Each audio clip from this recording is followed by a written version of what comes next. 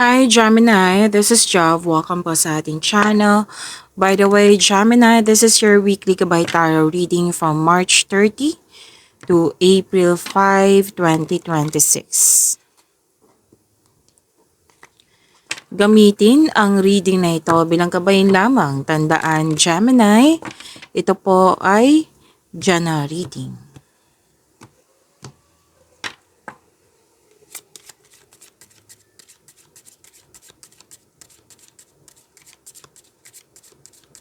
Mga parating po para kay Gemini for this week, March 30 to April 5, 2026.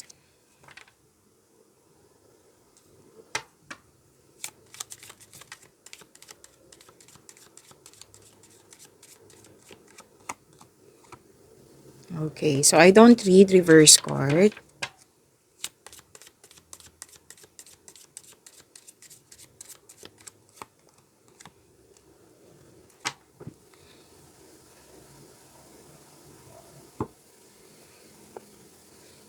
Okay, Gemini. Wow. Positive outcome, happiness. Yan. Kasi may success, may positive outcome. Yan.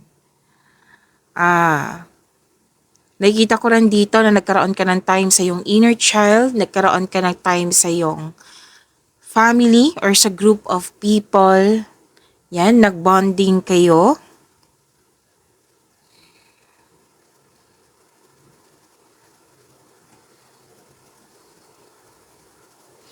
Yes. So, joy, happiness, success, positive outcome. Ang ganda nito. Claim po, Gemini. At sabi din dito, this is also more on positivity. Maganda ang energy. Nagkaroon ng satisfaction, more on, anong tawag dito? Optimism, nagkaroon din ng clarity. Yan. At may success, may achievement na parating. Yes, may parating na blessings na it will lead you to happiness. Nakikita ko rin dito na improvement sa health. Yes, kasi ito ay magandang kalusugan po, kaligayahan at kaaya-ayang pakiramdam. Mukhang galing kayo sa stress or pagod, anxiety, yan. Pero ngayong week, yes, happy kayo kasi blessings, may natapos, may mangyaring bonding. Oo, nagkaroon ng dito bonding, reunion, old friends, family, or tinuring mong family. Yan. Tapos may umuwi din dito. Umuwi sa'yo or ikaw yung umuwi. So, comfortable kayo at you felt security. So, most likely, nag-staycation kayo sa bahay. Nagkaroon kayo ng time sa inyong inner child, sa mga bata.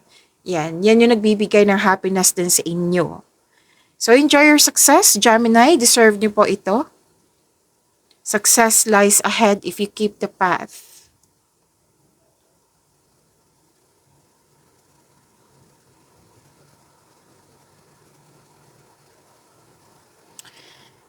Maaari din makatanggap kayo ng balita na may buntis or wedding. Pwede din na may nag-uusap dito na mag-outing. Aside sa reunion may outing ako nakikita dito. Pwedeng beach outing kasi may nakita kong body of water po dito.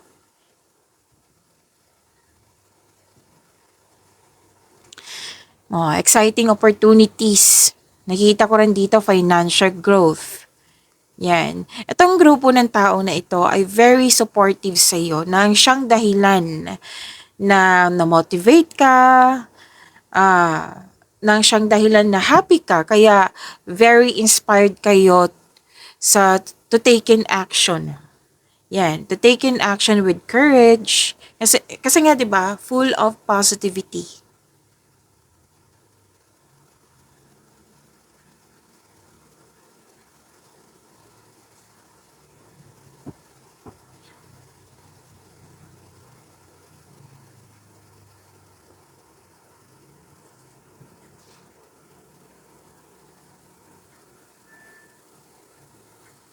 May mga ginagawa kayo diyan na naka-align sa passion nyo.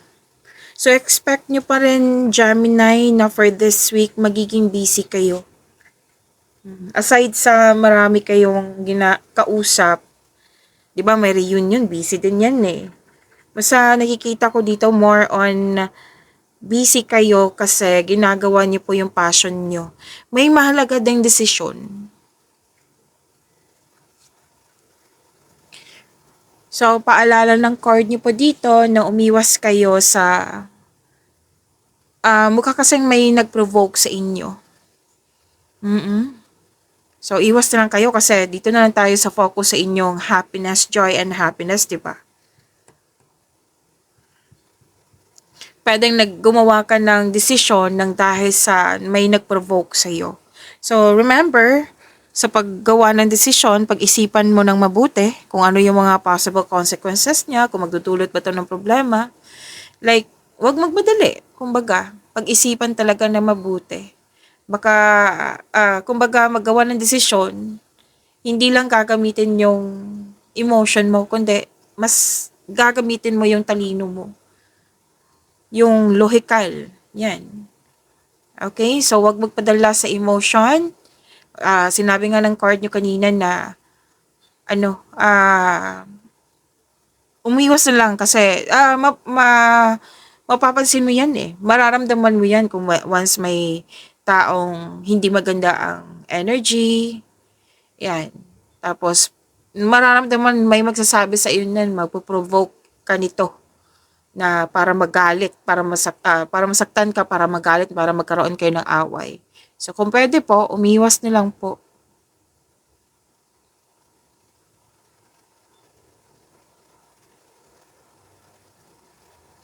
Sinabi din ng card niyo po dito, 'di ba? Magiging busy kayo. Sinabi ng card, make it balance.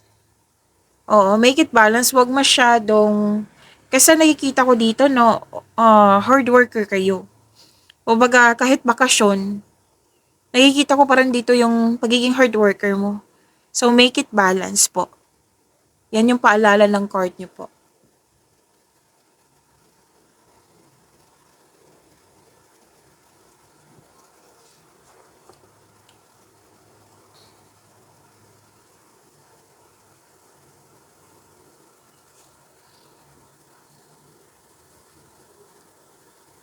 Okay.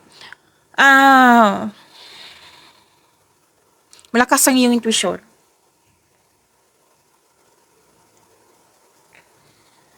It's time for reflection. Kaya pala parang na-provoke kayo dito. Gemini, kasi malakas ang iyong intuition, nalaman mo na may hindi totoo sa'yo, may nalaman mo yung dapat mong malaman. Yan, kasi malakas ang iyong intuition. Kaya nga sinabi ka ng card kanina, di ba, na wag basta-basta gumawa ng desisyon, pag-isipan ng mabuti. Sinabi ng card nyo dito na magkaroon ng time for reflection. Yes, nakakatulong talaga yan. 'Di ba, lagi ko 'yang sinasabi sa inyo kung parati kayong nakasubaybay dito na time for reflection, makakatulong 'yan lalo na sa pag-stop ng overthinking, overanalyzing. Kasi andyan yung sagot eh, andyan yung tanong, what I meant, andyan yung sagot sa inyong mga katanungan, andyan yung solusyon sa inyong problema, andyan din yung pahinga. Itong bakasyon na ito, take chances na magkaroon ng time for yourself. Reflection. Kasi after nitong time for reflection na ito, may re-energize ka eh. Babalik yung energy mo. At sinabi naman kanina, di ba, na itong time for reflection, may pahinga dyan.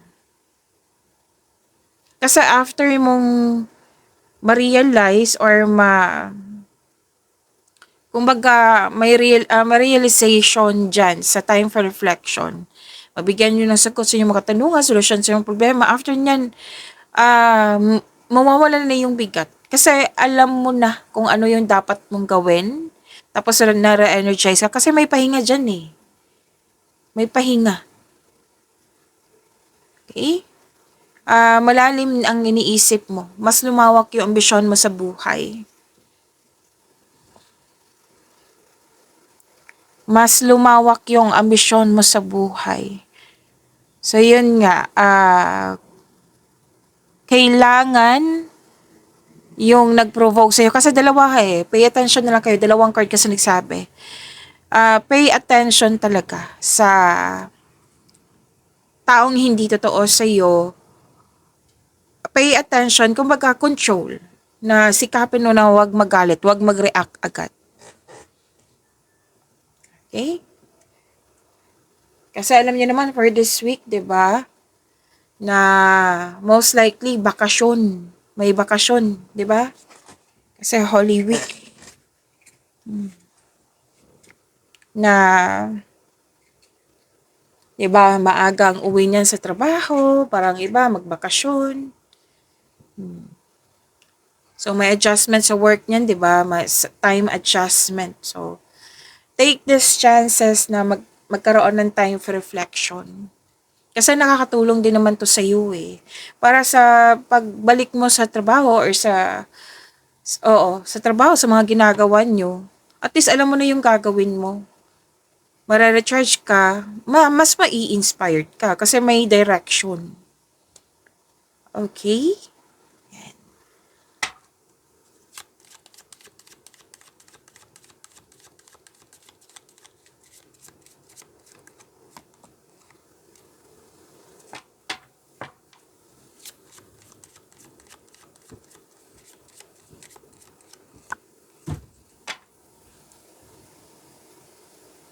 Lumabas din to kanina na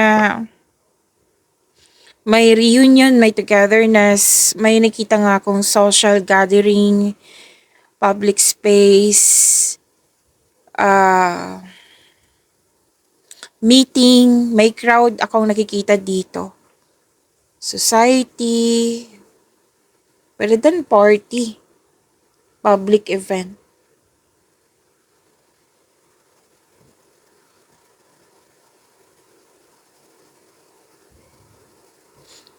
So, marami kang kausap dito, Gemini.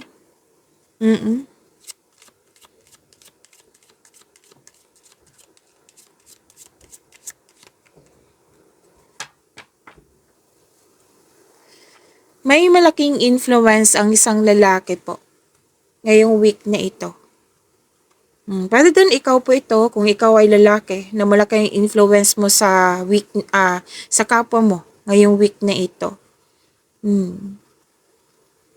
Nag-uusap nga kayo sa yung togetherness, reunion, na sinasabi ng dalawang card dito. Nag-uusap kayo.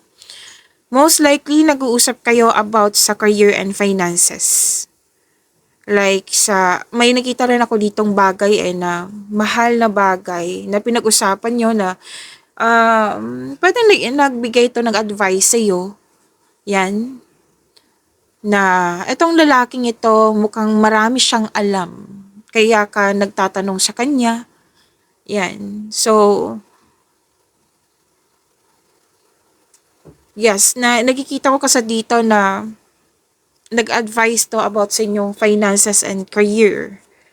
Yan. Pwede din pinaprotektahan ka nito para hindi ka magkamali. Oo, nag-advise siya na ito yung gawin mo. Huwag mo tong gawin. Like, wala naman akong nararamdaman na bigat ng energy dito. Kundi, ang intensyon ng taong ito is most likely maging wiser ka.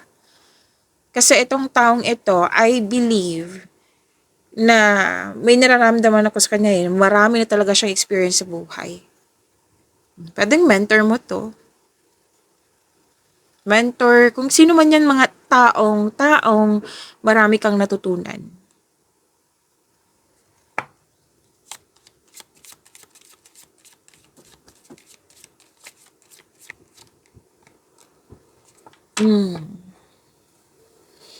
Ang ganda nito kasi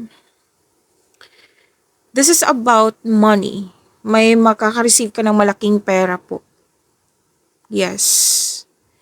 And may mga transaction. So, yan yung sinabi ng card mo na magiging busy ka ngayong week na ito. May mga transaction ako nakikita.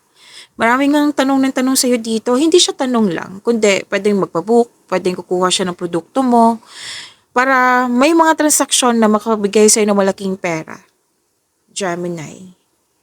So, makaka-receive ka ng malaking pera, claim nyo po. Ang ganda po nito. Prosperity is yours, cash flow. Oh, andito na naman yung body of water. So, may iniisip ka or may plano kayong mag-outing, beach outing, camp outing, pero most likely beach outing to eh. So, panahon na kasi summer naman, di ba? Tapos na yung amihan. Okay, so claim nyo po itong money and prosperity is yours. Cash flow, ang ganda po nito. And sabi din dito na, yun nga, maraming nag-support sa'yo. Actually, nakikita ko talaga na busog ka sa wisdom message, Gemini. Kasi, itong mga support nila, yung dagdag kaalaman kasi to eh. Kumbaga, mas tatalino ka. Marami na kasi kayong ideas. Wisdom message, nakakabuti yan sa inyong energy din. Oo. So, kausap mo nga yung mga mentors, elders. Ano to? Ahead pa to sa'yo.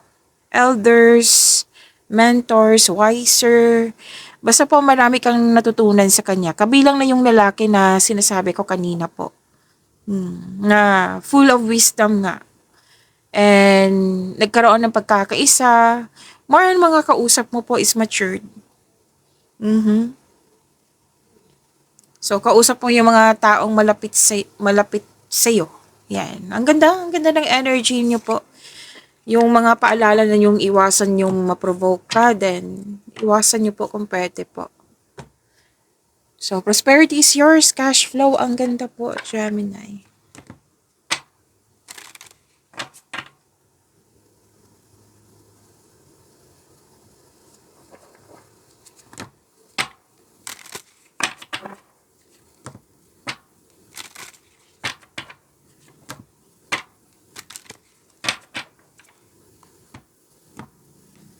Kuha tayo ng angel number, Gemini. Angel number po para kay Gemini ngayong March 30 to April 5, 2026. Angel number 555. Sabi po dito, a major shift is about to come into loud life experience and change your path's direction. Be open and stay positive. So, i-correct ko lang, hindi to siya loud ha, your life experience.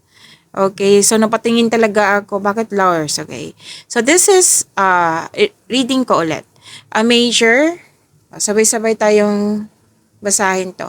A major shift is about to come into your life experience and change your path's direction. Be open and stay positive.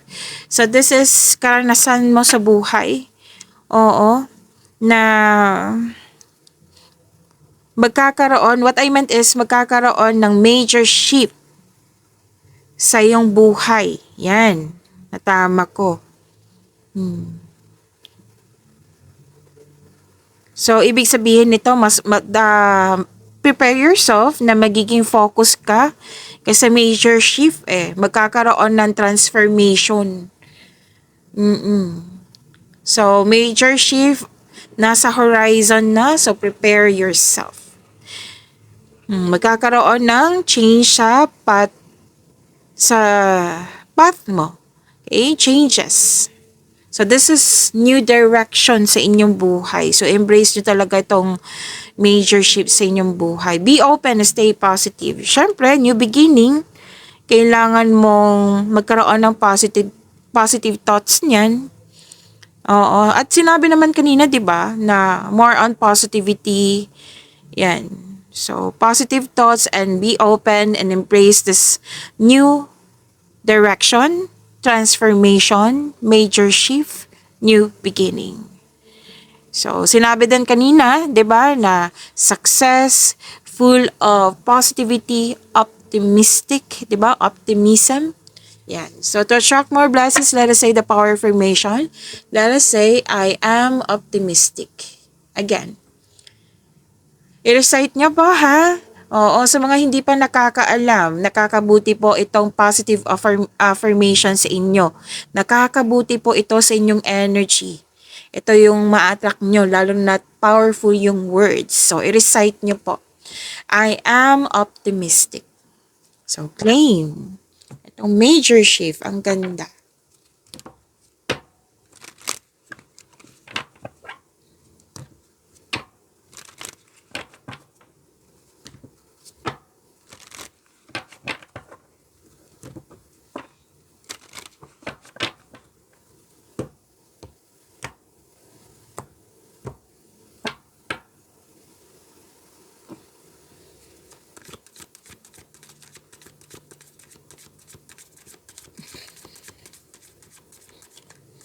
Energy ngayong March 30 to April 5, 2026 para kay Gemini.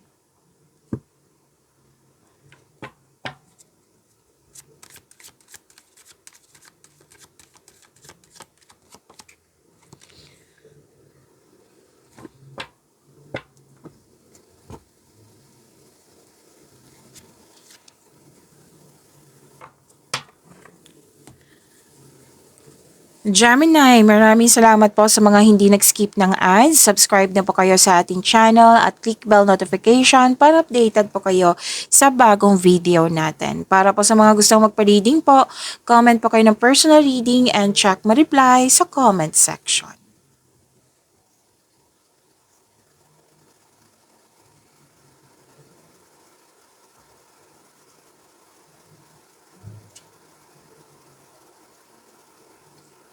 Okay, energy, ang ganda nito. Wow, ang ganda. Lumabas din to kanina at lumabas dito sa tarot cards nyo. Yung, natandaan nyo, yung reunion? Oo, nagkaroon ka ng time sa family mo, nagkaroon ng reunion. Wow, this is wealth, family, and inheritance, may completion of cycle. Actually, these two cards, nagsasabi dito na may completion of cycle. Makakatanggap ka ng mana or pensyon or retirement or masaganang ani ng buhay. Nag-spend time ka sa grupo ng tao, most likely family mo to. Nag-save ka para sa iyong sarili, sa pamilya mo or sa isang specific person. Sa buhay pag-ibig, may advice po dito. What I meant is decision mo to eh.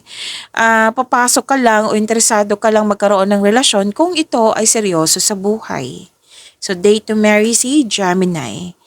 And, di ba, may reunion. O, ipakilala mo na yung person mo sa grupo ng tao.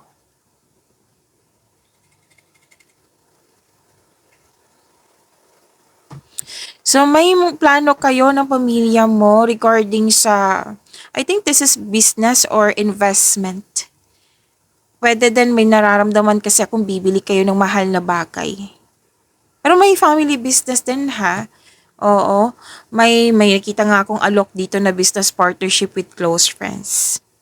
Basta po, ang itong grupo ng taong ito ay, di ba, sinabi kanina na mas ganado ka kasi very supportive sila. Oh, lumabas din siya dito. Oh, ganado ka, very inspired ka kasi very supportive sila sa iyo. May bibili ng property dito. Oh. Basta po mahal na bagay. Pwedeng kotse, syempre property, pwede din bahay lupa, basta mahal na bagay. May posibilidad po na bibili kayo ng property. So, andito din po yung lumabas kanina na may kausap kang mga tao na maraming alam. So, sinabi naman ng card nyo dito na nakakatulong po sila sa iyo. Okay?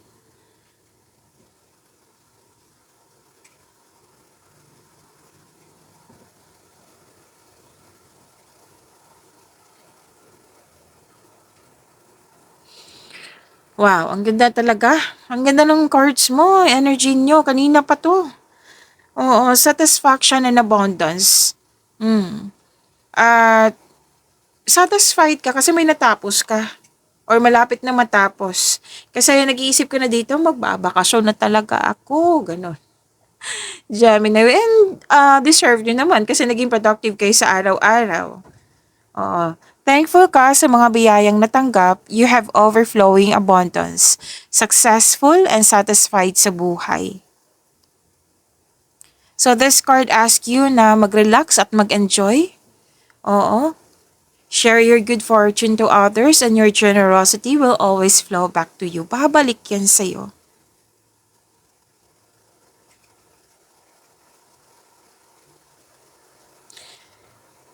So, sobrang saya mo sa naabot mong completion. So, expect a recognition for a job well done. So, ipagpatuloy niyo pong makinig sa inyong intuition at i-honor mo yung ideas kasi magbibigay ito ng increased prosperity and abundance sa'yo. Lumabas na naman. 'Di ba? Kanina, prosperity is yours. And your health is improving also. You're welcoming over all feelings, happiness. So, this card signals abundance in all areas of your life. Love and happiness overflow.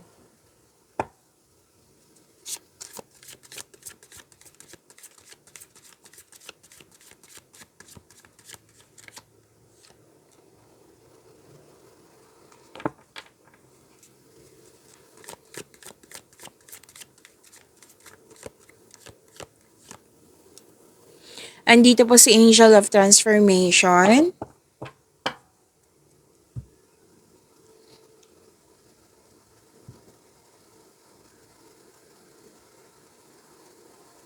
Okay, sa career and money niyo po, kinuha ko to Gemini kasi this is transformation also. 'Di ba major shift, may changes.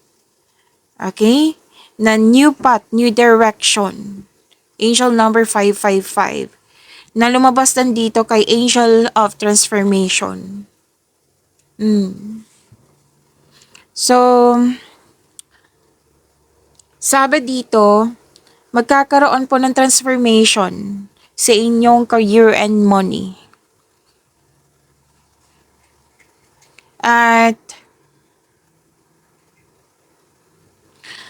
some of you, nakikita ko dito mag-change career or paglilipat ng work or workplace. Pero din po hindi kayo lumipat ha, kundi may babaguhin lang kayo dyan sa inyong mga ginagawa, proseso.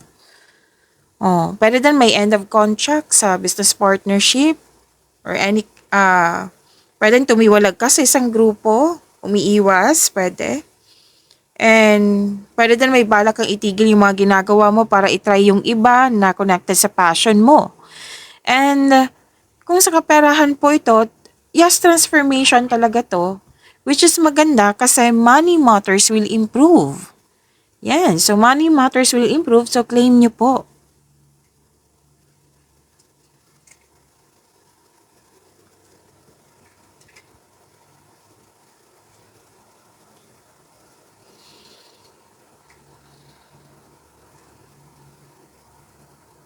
Okay, may dumating na opportunity sa'yo, Gemini. Kailangan mong i-increase yung confidence mo. Huwag kang, iwala mo tong fear, doubt, hesitation. Iwala mo yan. Palitan mo ng actually mawawala yung fear, doubt, hesitation na ito kung meron kang konkretong plano. Kasi magiging confident ka niyan eh. Makakatulong po para palakasin yung confidence mo. Okay? So, sinabi ko to kasi may nakita ko ditong may dumapit na sa iyo, may binigay na sa iyo na opportunity, nag-aalinlangan ka lang. So, para maging handa, konkretong plano nga. So, tanggapin niyo po kung pwede po. Sinabi kasi ng card dito eh. Accept this project opportunity and face it with confidence. Kasi naka-align naman to sa passion mo. Alam na alam mo yung gagawin mo. Huwag kang mag-alinlangan kasi magbibigay to ng prosperity sa iyo. Increase prosperity. So, another card na naman nagsabi dito na increase prosperity. Ito, I believe this is an answered prayer kasi. Na you want opportunity, binigay sa'yo, kailangan mo lang kumilos, syempre. Nasa Diyos ang awa, nasa tao ang gawa, binigay sa'yo, eto na, Gemini, magkumilos ka na para masakatuparan yung layunin mo sa buhay. Binigay yan sa'yo eh. So, huwag kayong mag-alinlangan sana. Kung pwede po. Huwag mong palampasin ang pagkakataon nito kasi mukhang mahasel ka nito or very challenging lang. Pero alam na alam mo naman yung gagawin mo eh. Huwag kayong mag-alala. So, yan pa ha. Kung tatanggapin mo kasi itong opportunity na ito, magkakaroon siya ng increased prosperity. Dadagsa po yung opportunity sa iyo. Kasi may recognition.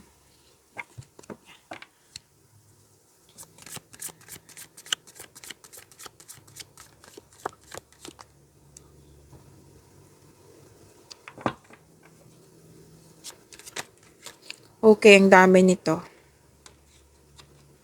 So, kunin ko na kung kunin ko yung nakita nyo na. Okay? So, to attract more blessings, let us say the power affirmation. Let us say, kasi andito po si Angel of Transformation. Let us say, yumakap ako sa pagbabago at mga bagong simula. Again, yumakap ako, yayakapin ko ang pagbabago at ang mga bagong simula. Yan. Yayakapin ko po ang pagbabago at mga bagong simula. So that is positive affirmation ha. I-recite niyo po yan kung pwede po.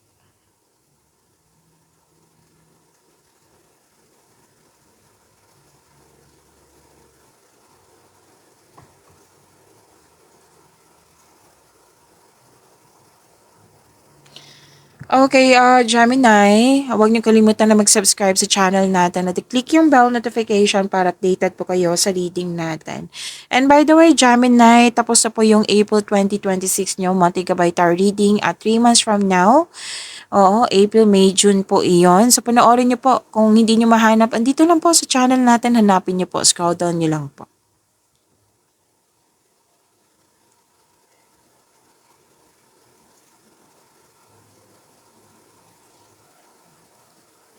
Okay. Sense of stability to eh. Andito pa rin yung hard work. Oo. Kanina ko pa to nakita tong hard work na ito. Kasi gusto mo makaipon ng malaki. Kaya naging hard worker ka. Gusto mo makaipon ng malaki para sa future mo. Hindi lang sa future mo, kundi sa family mo. Kaya very inspired kayo ngayon. Sense of stability, single ka man, may relasyon sa buhay mag-asawa. Basta ang unang nakita ko dito, gusto mo makaipon ng malaki. Kaya ka nagkaroon ng, yung sinabi dito, hard work. Naging productive kayo.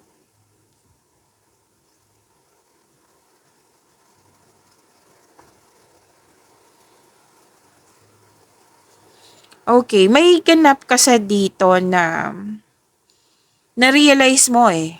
Pag nagstay ka, hindi magkakaroon ng growth. What I meant is, pwedeng matagal ka na nagstay dyan, pero walang nangyaring growth or masyadong slow. Kaya ito, kumilos ka na, ang iba, umalis, ang iba, nag-move on. Nag-move on kasi if magstay, walang mangyayaring growth. Kasi growth is always means leaving something behind. So more on, itong dalawang card na ito is puro action talaga. Puro action yung nakikita ko dito.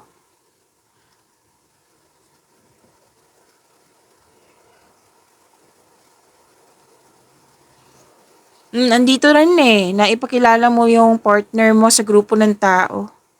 Lumabas to kanina, di ba? Tapos masaya kasi very supportive yung grupo ng tao sa'yo, family, friends ba yan? Tapos kung single ka, maaring ma-open up mo yung about your past sa ka-date mo or kaibigan mo. Kasi may reunion, may nangyaring reunion. Andito rin yung outing, reunion, nagkaroon ng time sa mga bata. Lumabas to kanina. Okay? Posible din na may pagpatawad na mangyayari. Pag-imanin niyo po yung blessings sa binigay sa inyo. Gemini, see you tomorrow. Maraming salamat.